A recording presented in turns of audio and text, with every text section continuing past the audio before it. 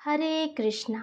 श्रावण मास शुरू होने वाला है, लेकिन उससे पहले आता है एक बहुत ही खास दिन, देवशयनी एकादशी। यही वो दिन होता है जब भगवान विष्णु क्षीर सागर में योग निद्रा में चले जाते हैं और शुरू होता है चातुर्मास। यही समय है जब आध्यात्मिक जीवन की गति तेज हो जाती है।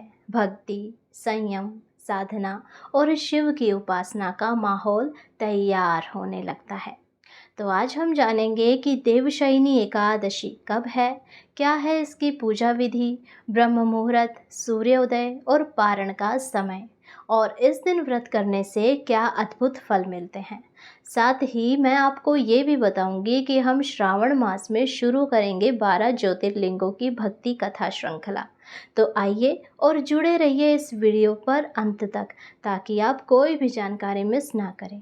और यदि आप चैनल पर नए हैं तो चैनल को सब्सक्राइब करके वीडियो को लाइक ज़रूर कर लीजिए। हमारे चैनल पर जगन्नाथ भगवान की कथाएं भी डाली जा रही है, आप वो कथाएं भी अवश्य सुनें।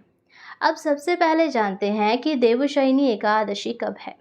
देवशयनी एकादशी इस वर्ष रविवार 6 जुलाई 2025 को है। यह तिथि आती है आषाढ़ शुक्ल पक्ष की एकादशी को। इस दिन से ही भगवान श्री हरि विष्णु शयन में प्रवेश करते हैं और चातुर्मास शुरू होता है, और भगवान जी प्रबोधिनी एकादशी तक योग निद्रा में ही रहते हैं। आइए जानते हैं सूर्योदय और ब्रह्म मुहूर्त का समय।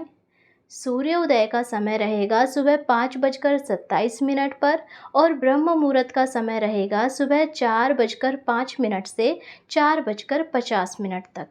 इस समय में की गई पूजा और ध्यान को शास्त्रों में सबसे अधिक फलदायक माना गया है, क्योंकि ब्रह्म मुहूर्त का समय सर्वश्रेष्ठ होता है।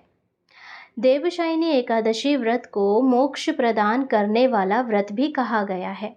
मान्यता है कि इस दिन व्रत करने से व्यक्ति के पूर्व जन्मों का पाप समाप्त हो जाता है और उसे धार्मिक ऊर्जा, मानसिक शांति और प्रभु की विशेष कृपा प्राप्त होती है। यदि मैं बात करूं व्रत की विधि की, बहुत ही सरल विधि है।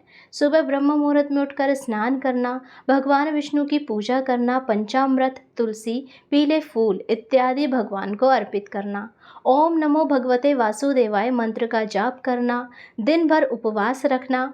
व्रत आप निर्जल और फलाहार दोनों कर सकते हैं।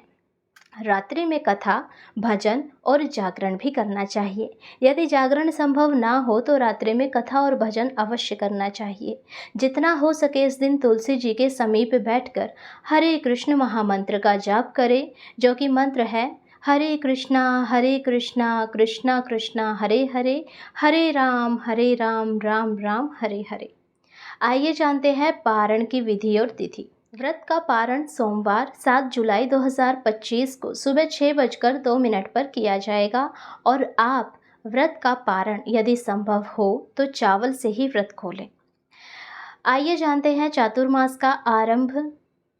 चातुर्मास का आरंभ एकादशी के दिन से ही शुरू हो जाता है, जैसा कि मैंने शुरू में ही बताया था। यानी अगले 4 महीने तक आषाढ़, श्रावण, भाद्रपद और आश्विन जीवन में भक्ति और तपस्या का विशेष महत्व होता है। इस दौरान शादी, गृह प्रवेश, नए कार्य इत्यादि वर्जित माने जाते हैं और भगवान के ध्यान, कथा, व्रत और सेवा को प्रमुख माना गया है।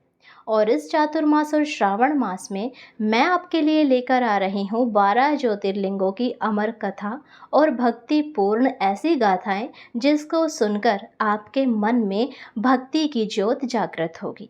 हर ज्योतिर्लिंग की स्थापना कैसे हुई, कौन कौन भक्त जुड़े थे और कैसे भगवान शिव ने हर स्थान पर लीला की, ये सारी चीज़ें हम जानेंगे जब श्रावण का महीना शुरू होगा।